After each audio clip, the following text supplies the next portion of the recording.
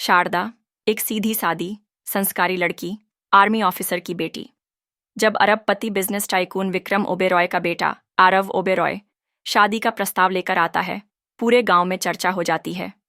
शारदा सोचती है, अब मेरी जिंदगी राजकुमारी जैसी होगी। शादी होती है बड़े ठाठ से। शारदा एक सुनहरी दुनिया में कदम रखती है, लेकिन उसे क्या पता था, वो महल नहीं, कैद खाना है। शादी के कुछ ही दिन बाद ससुर विक्रम ओबेरॉय की निगाहें बदलने लगती हैं। वो बात बात पर शारदा को अकेले बुलाता, उसके करीब आने की कोशिश करता। शारदा डरती है, लेकिन हिम्मत करके आरव को बताती है।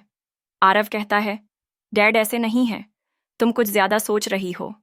आरव की चुप्पी शारदा की चीख बन जाती है। एक रात सब बदल जाता है। एक रात विक्रम उसके कमरे में घुस आता है। शारदा खुद को बचाकर चिल्लाती है, लेकिन पूरा ओबेरॉय हाउस मौन है। शारदा का भरोसा, उसकी अस्मिता, सब कुछ टूट जाता है। विक्रम और परिवार उसे मेंटल घोषित कर देते हैं। एक डॉक्टर आता है और कहता है, यह लड़की डिप्रेशन में है, इलाज की ज़रूरत है। कुछ दिन बाद शारदा को वापस उसके मायके भेज दिया जाता है, बदनामी से बचने के लिए। लेकिन शारदा टूटी नहीं थी। 6 महीने बाद एक प्रेस कॉन्फ्रेंस में देश की सबसे चर्चित एनजीओ शक्ति की प्रेसिडेंट सबको चौंका देती है। वो लड़की कोई और नहीं, शारदा ओबेरॉय थी। मेरे साथ शोषण हुआ, मेरी इज्जत कुचली गई, और मेरा अपराध सिर्फ इतना था कि मैंने सच्चाई बताने की हिम्मत की। उसके पास सबूत हैं, सीसीटीवी फुटेज, चैट रिकॉर्ड और मेडिकल रिपोर्ट्स। मामला कोर्ट में जाता है।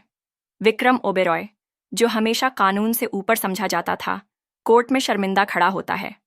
शारदा की गवाही, उसकी हिम्मत और सच्चाई के सामने विक्रम को 10 साल की जेल हो जाती है।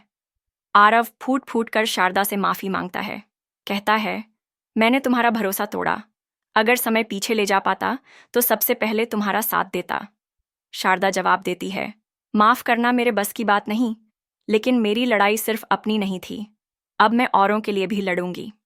शारदा शक्ति फाउंडेशन की नई चेयरपर्सन बन जाती है, हर उस लड़की की आवाज़ जिसे कभी चुप करवा दिया गया था।